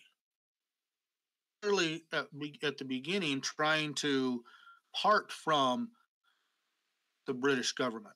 They just wanted their rights and their liberty to be exercised under the British government. Revolution or was denied to them to the point where they finally had to have a violent revolution to obtain their needed liberty. The peaceful way to go about this resolution is for the state governments to protect the rights of the people. And that, again, is why I'm running for governor. See any governor or any state willing to do that. Compelled, because I understand the principles. I feel it a necessity that I do that. And I do that to maintain peace, because this problem is going to persist to the point that there is a violent revolution. Liberty. The people can't bear it anymore. On them constantly. It's damaging our ability to thrive and to prosper on the land. And when you pressure people to that point, it's going to crumble. It's going to break, and they will have to obtain their liberty again. That age-old history has taught that over and over again. I'm trying to provide the resolution by becoming governor so that I can maintain some peace. Thank you, Ryan. Tom, real quick, because we got one other subject we got to cover, and after our show tonight, I'd like, Ryan, if you could stick around for a little bit to where we can talk, because I'd like to invite you back, and because it's very interesting what you have, and it's factual, and I imagine you could cover a whole lot of stuff yet that we couldn't get to tonight. But Tom, you got a question for Ryan? Howdy, Ryan. Thanks for coming to Harney County and standing with us here in Harney County. We sure did appreciate it. I was down there at the refuge several times when you guys were down there. Thing that a lot of people don't realize is I felt more at home and safe down at the refuge than I did in my own city of Burns and our airport, where it was occupied by the FBI. Barricades set up and weapons pointed at you when you approached them. They were hostile invaders that came into our county with one purpose and one purpose alone, and that was to kill, in my belief. But I thank you for coming to Harney County, and we stand with you. One point I'd like you to address is that the Constitution was denied in the courts in both Oregon and in Nevada, if you would. Thank you. Well, what took place in those court proceedings was that the judge denied us from reading out of the Constitution, and actually in some instances they were constitutions from even coming into the courtroom. That's supposed to be the supreme law of the land, and yet they were denying it entrance. Able to quote from memory much of it. That's how I operated in the Oregon case, was simply from my memory, prevent that. But she wouldn't allow me to read it. In the court case in Nevada, particularly the first two trials prior to my trial, they completely banned the Constitution out of the case. In my case, in my trial down in Nevada, I did have it. Now, she wouldn't allow me to read from it again, but I was able to question some of the witnesses and they were not able to answer the questions and so forth. So the Constitution helped us out quite a bit just because I knew it. Anyway, I found that interesting. So. Well, again, yeah, all of us. Okay, Mr. Bundy, would you be willing to come back on our show sometime next week? I'd like to have you cover some more stuff, if you don't mind. I do have a fairly busy schedule next week. You air Monday, Wednesday, and Friday. Around this time I could be on. I can't be on because I'm busy. Also, perhaps Wednesday evening. However, I am going to be on the campaign trail seeking opportunities to meet with people. And of course, evenings are the best time. And so, opportunity to meet with people live, I would, do that rather than be on the radio. So, to get on next week. Okay. But well, I'll be back in contact. What I'll do is I'll just get back in contact with you and we'll see if we can set something up. Now, one of the men that I do want to, if you don't mind, now this is a gentleman that's got a lot of connections, a lot of power, a lot of people. This is Greg Clark, the gentleman that was talking earlier. He's very influential in the political end. I don't have time to go into all of it, but I'd like for him to be able to contact you and possibly he can help you in a lot of ways if you don't mind. He might be a very good person to have on your team. This? I'm all in. He's my hero. Is it that you're speaking of? What's your name? His name is Greg Clark. He is a producer. He's an author. He's got a lot of stuff that he's got going on. He's doing movies, and he's very influential. So I need all the help that I can get, and so yes, I gladly accept you into helping me. So how do I get in contact with you so that we can go into our campaign? You can always get a hold of me through the Love Tour Music Wave page, or you can friend me on Facebook, or I can get Johnny to give you my phone number. And what we'd like to do, of course, right off the bat is get a big social networking campaign for you and get a lot of people following you and a lot of people learning about all these things, about the Constitution. And I think that would be just wonderful for not only you, but to educate the patriots across America. Okay. All right. So, Ryan, would it be okay if I give him your phone number and he can call you? His name is Greg Clark. Yes. He's out of Florida. Yes, you're welcome to give him my phone number. Yes. Okay, I wasn't about to do that without your permission. I want to thank you for being on the show tonight, all of you, and you have been just really great, Ryan, and I really appreciate you, brother. And we're here for you if you ever need the Patriot Group for anything. You got my number. All you gotta do is call me. We have one other subject that we have to cover that you'll find interesting. And Chuck, I'll have you go ahead, and then after we go off the air, if everybody sticks around, we can visit with Mr. Bundy, and Greg and him can talk too. Is that okay? I have been on front of this computer a long time. I need to get up sometime today and move around. But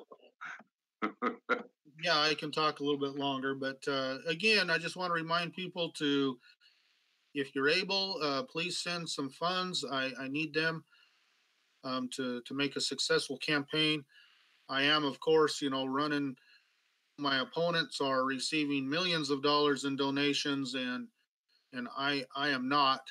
And so I need some donations to just help me along. So if you can, please send some to 361 Riverside Road, 89027. So I would appreciate it. And again, thank you so much, Ryan.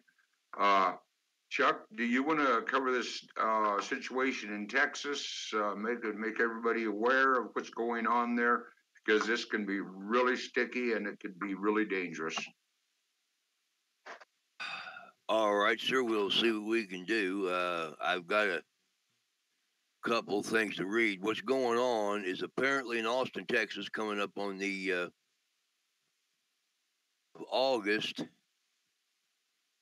There's going to be the 18th of August. There's going to be a rally. Now, paying attention, if you've been watching things like Portland and Berkeley and so on, what's been going on there? A group of people have been coming to Portland to pray. There's a sizable group of patriots to pray because Antifa was, demonstrating around the ice there. So a group of patriots came in,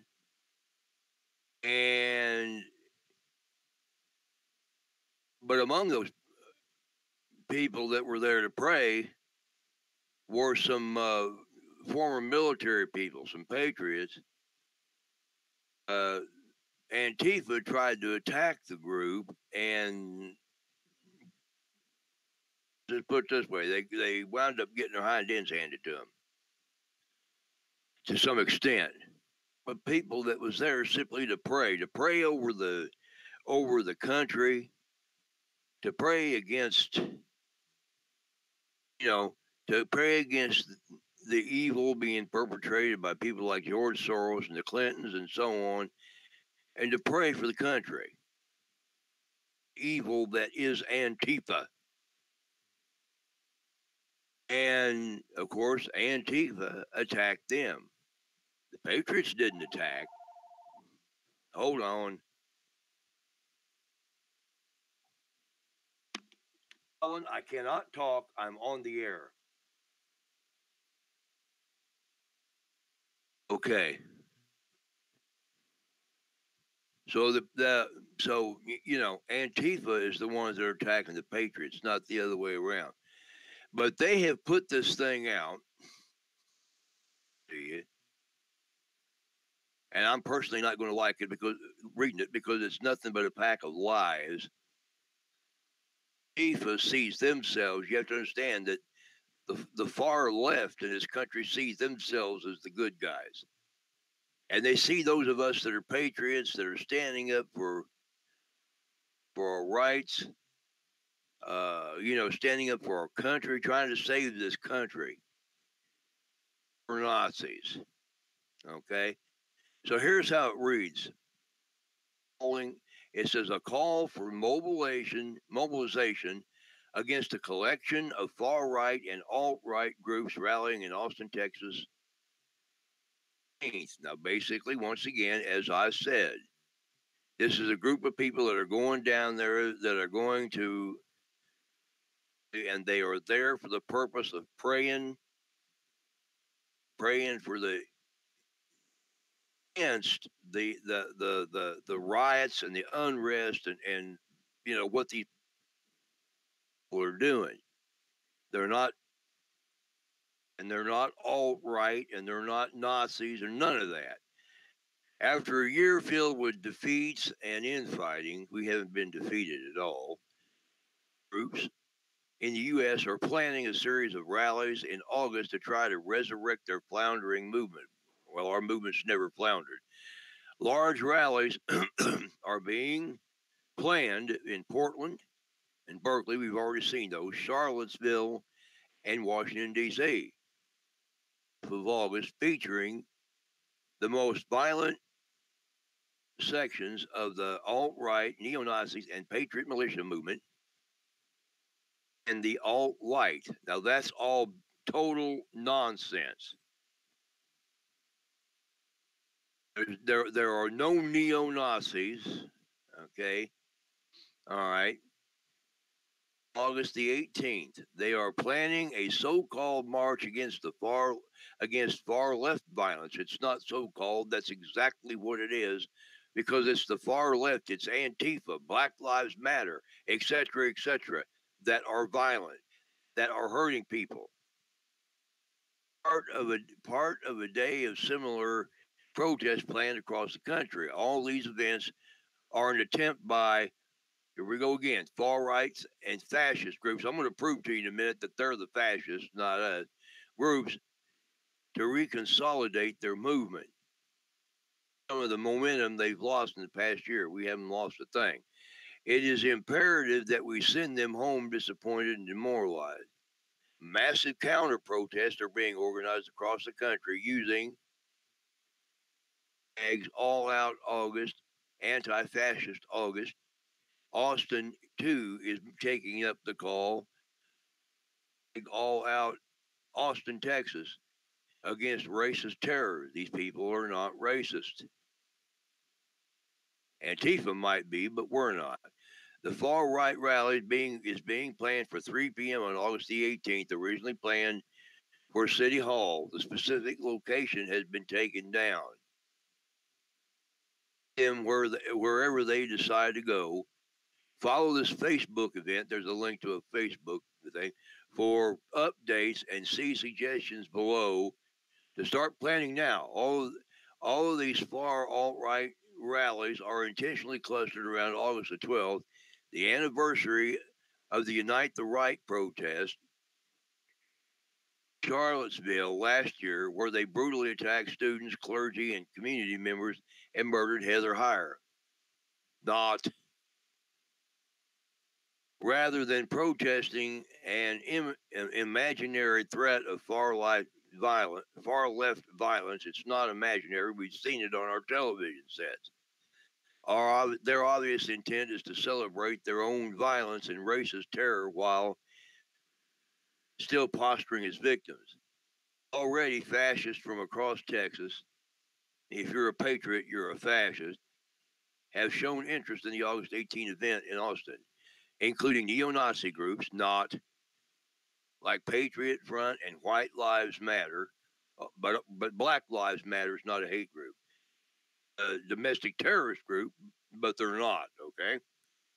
Yeah. Okay, alt-white groups like the Proud Boys.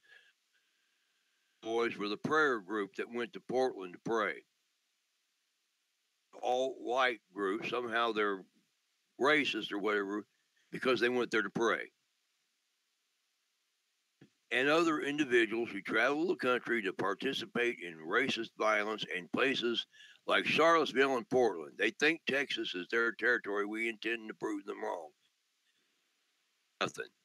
While the far right seeks power only through their violence and intimidation, homogeny, and control, we seek a different way. Our power is in our popular support. They have no support. Our ties to our communities, they have no numbers. Q has posted that their numbers aren't what they're claiming it is. It is in our commitment, protecting, defending, and taking care of each other. It is in our diversity and our solidarity with one another across myriad differences. It is in our imaginations and our dreams of liberation.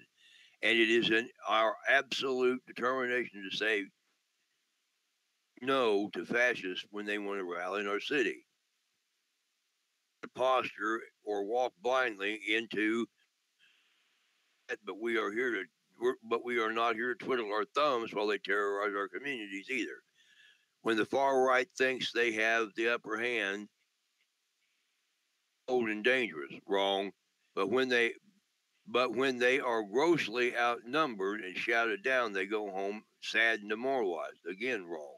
So we are saying all out against hate, all out against fascism, all out against racist terror, all out against white supremacy, all out against misogyny and heteropatriarchy. What to bring? Now, here's what they're telling people to bring: water and lots of it. Okay, that's not a problem. That's not a problem. Hats with brim, umbrella. Okay, that's not a problem. Now, here we go. A mask or face covering, outlawed.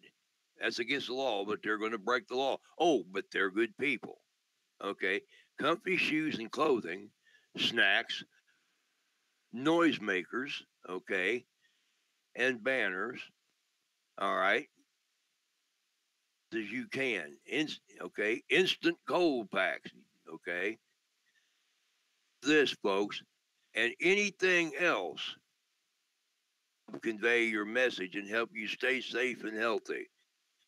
That anything else would include bats, chains, uh, bicycle locks, anything they can swing at you, and have brought that stuff and they beat people with it. That's what anything else means. Okay, okay, make a plan. And making a lot of noise, displaying a giant banner, pass out free pop signals to people. See, they're acting like nice guys. Act as a volunteer medic, up on protester health and safety tips, telling you all what to do. Okay, telling them all what to do. See, they're it out. But this is what they're planning to do. Now, here's on the other side of the thing, and this is what makes it so dangerous, is that we have another situation. Okay, a felon, I'm going to get into him in a minute, posted on YouTube, or on Facebook, I should say, excuse me, on Facebook. Do we give Antifa a win? I think not, Patriots. Duty calls, message me in my messenger. Heck, there will be a hard stand against Antifa in Austin, Texas, the 18th. Details are being worked out. As in fact, our understanding is law enforcement has in fact asked for help with backing down Antifa. Okay, now here's the part that is not good. Right here, mission lead light. Light has a group in Texas. Okay, he calls a militia group. Put that. Rick Light, a number of years ago, kicked out of Alaska. He was outed a number of years ago as an FBI informant who was ratting on members of Patriot groups, a couple of which I belong to, and another one of our members here belong to. And he was outed as an FBI informant. This guy is a loose cannon. Okay, he has been talking about and wanting an outright civil war in this country for a long time. Okay, it gives their point of contact, and it says if you are able to and willing to assist, we need you. Guard Antifa in Texas are violent. Now, Antifa is violent. You will be defensive. Now, that's good if it's true. They will be repelled. Well, Q also posted some time ago and said that there were countermeasures in place, that Antifa that these people were planning civil unrest, they were planning violence, what have you, but that countermeasures were in place. Their numbers, Antifa and those, their numbers are not anywhere near as big as they're putting out, or the media's putting out that they are. Oh, we have a serious situation here because this thing could get out of hand. All right, I want to show you. I told you I was going to say one more thing because I told you that I was going to show you what really is. The long name for Antifa is Anti-Fascist Action. Anti-Fascist Action, or Antifa. Where do they get their name, and where do they get their logo, their symbol with the two flags on it? You know, one's black and one's red. From 1933 Nazi Germany, ladies and gentlemen, there was a paramilitary wing party of Germany in 1933 and the name of that wing was, and I'm going to try to say it, I have no teeth, so it's going to be, it may sound funny, but it's Anti-Fasciste Action, which is German for anti-fascist action. The same thing as Antifa. That's where they get their name. That is where they get their little flag symbols. 1933 Nazi Germany. It's the fascists. Okay? Now, as patriots in my opinion, have to stand against these people. We have to out them. We have to expose them in every way we can for what they are. Because all of this violence, all this hurting people, all this trying to destroy our nation and bring our country down, and they're being paid by people like George Soros, etc., etc. All of this has to stop, and we have to do whatever we can to stop it,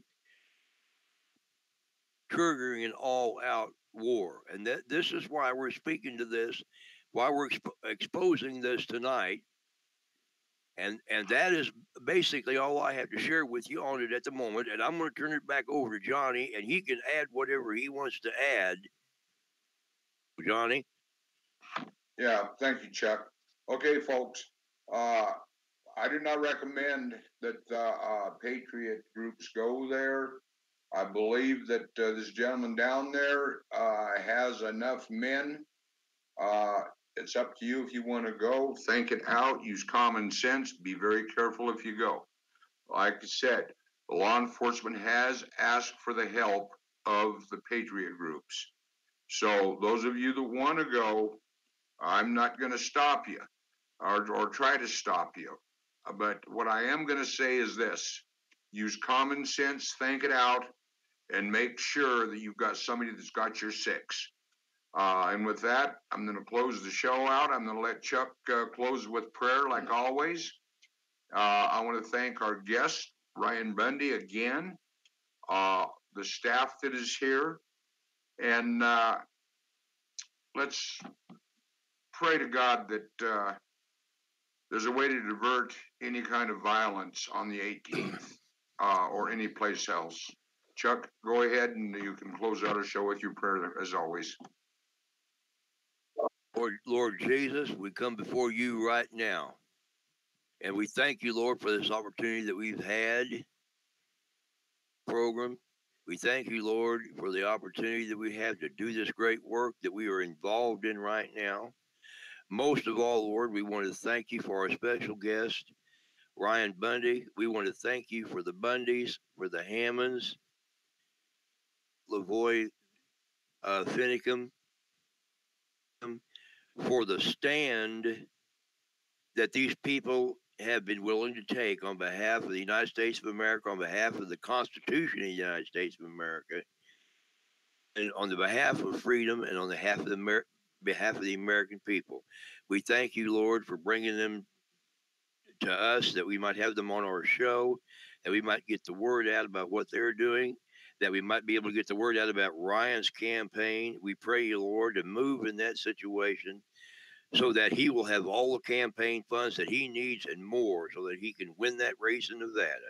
We need more men like him. And we ask you, Lord, we thank you, Lord, again for this opportunity that we've had to be here tonight, to do this program, to do the work that we're doing. We ask you to continue to bless it, continue to bless us, and continue to help us to be able to do this on a daily basis as we do. Continue with us now, Lord, throughout this night, throughout the coming days. Continue to guide us, guard us, and bless us. So, in Jesus' name, another and ever closer to thee, for we do ask it in Jesus' holy name. Amen and amen. Amen. Amen. Amen. Amen. So, I think, hang on just a minute. Got to clear the show. All right.